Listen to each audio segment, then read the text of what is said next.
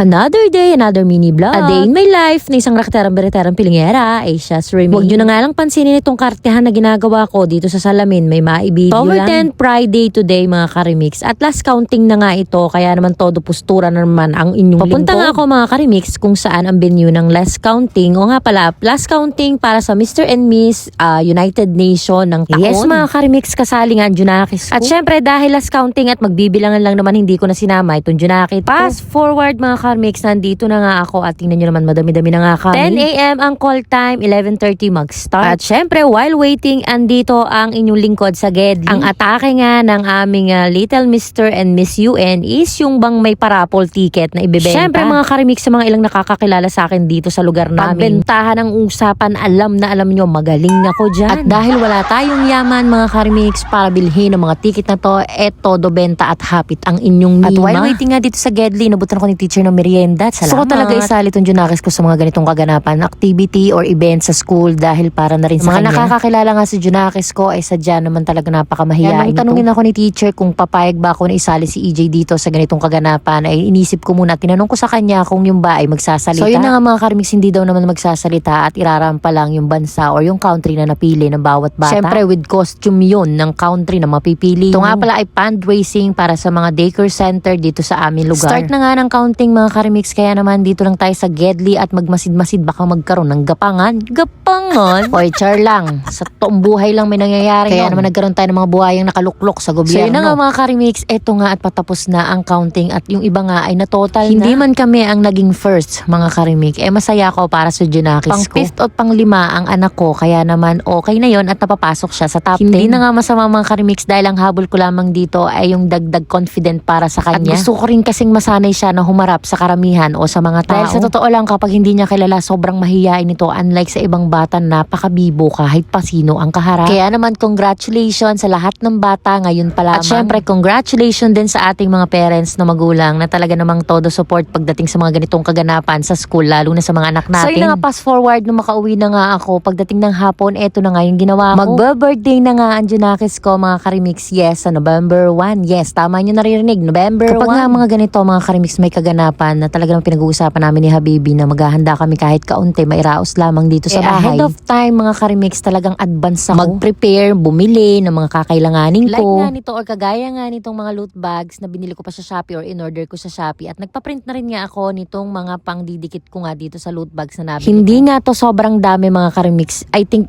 mga 22 hanggang 25 pieces lamang tong mga in-order ko at gagawin kong loot bag. Since may bisita rin siya mga classmate friends niya, kailangan natin mag-loot bags para sa hindi mga bata. Hindi naman ito yung bonggang birthday mga karimix. Siyempre, tayong mga ina, no? Lalo na tayong mga ina talaga na talagang gusto natin presentable yung magiging gagawin natin para sa mga Junakis natin, lalo na kung ganitong birthday. Simple birthday celebration lang naman mga karimix. Pero gusto ko may mga pa-loot bags pa rin. Kasi siyempre may mga bata pa rin naman na pupunta para naman hindi lang puro matanda ang maliligayahan, diba? Dahil hindi naman siya sobrang dami, kaya naman mabilis ko lang din naman siyang natapos mga karimix. Eto na nga siya at yung lalaman na lang ang kulang. Yung ilalaman ko dito mga karimix is sa next vlog ko na. Lang muna for today's video mga karimix. Maraming salamat sa patuloy na panonood.